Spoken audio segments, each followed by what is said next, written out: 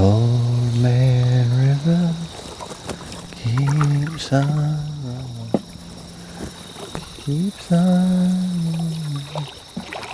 It's hard not to feel the grace of the world when you're floating down something this beautiful and pristine. The only thing John Guider likes more than paddling a river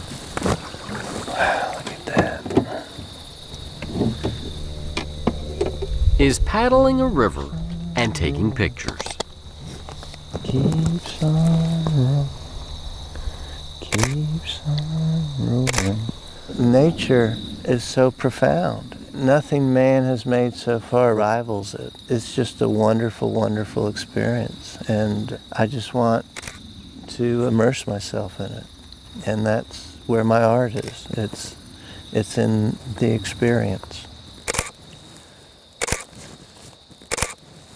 It's a baptism in beauty, transforming body and spirit, a journey of self-discovery that takes John places he never thought he could go.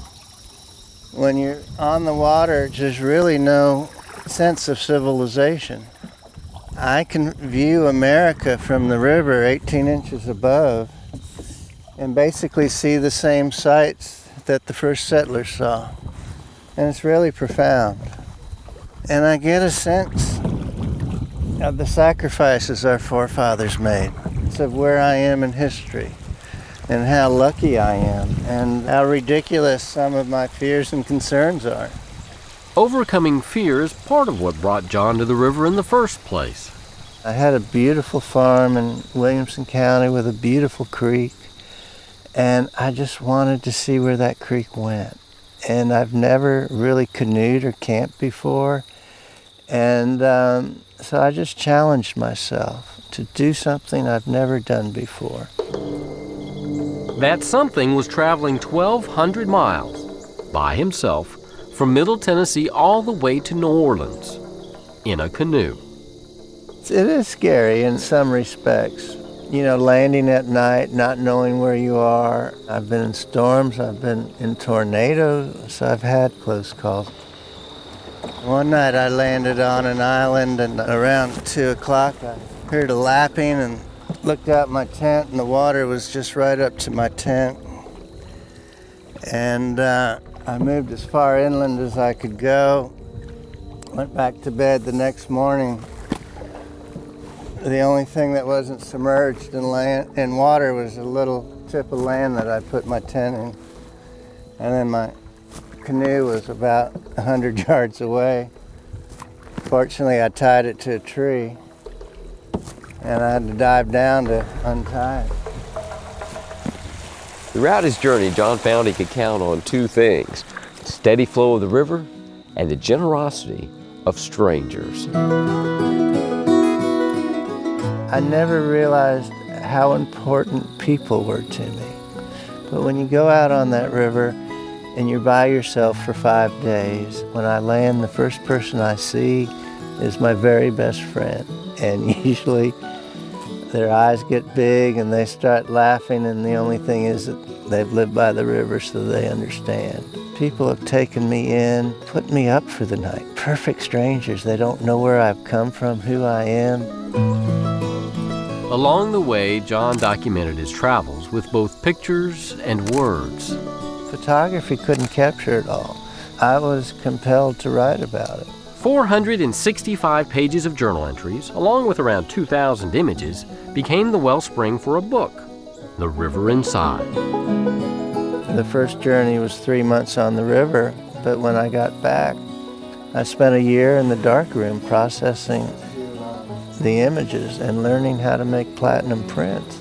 So in some respects, the journey in the darkroom was just as profound as the journey on the river. Platinum prints are expensive and time-consuming. Sometimes John would spend an entire day making one print. A platinum print has 100 values, and it has just a beautiful, soft feel to it. And what was exciting to me as a nature photographer, I was getting detail in the skies and detail in the trees that I wasn't able to get any other way. In addition to the book, John put together a traveling exhibit for venues like this one at the Nashville International Airport.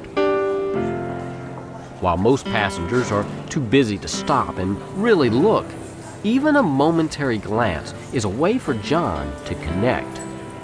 I want to be a voice. I want to try to say, this is the good part of living. This is the real part of living. And some of the other stuff is a little superficial. I think we're in such a busy rush society, and it just makes you stop and think, what if I did something like that? Or maybe not something that grand, but what if I started to pay more attention to nature and think of things in a different way? There's another world out there, and I want them to see how beautiful and profound it is to feel the joy and the wonder and the excitement that I'm feeling the minute I click that shutter. Today, John's still taking pictures, still riding the river. He built a 14.5-foot rowboat with a sail and set out on another nautical journey.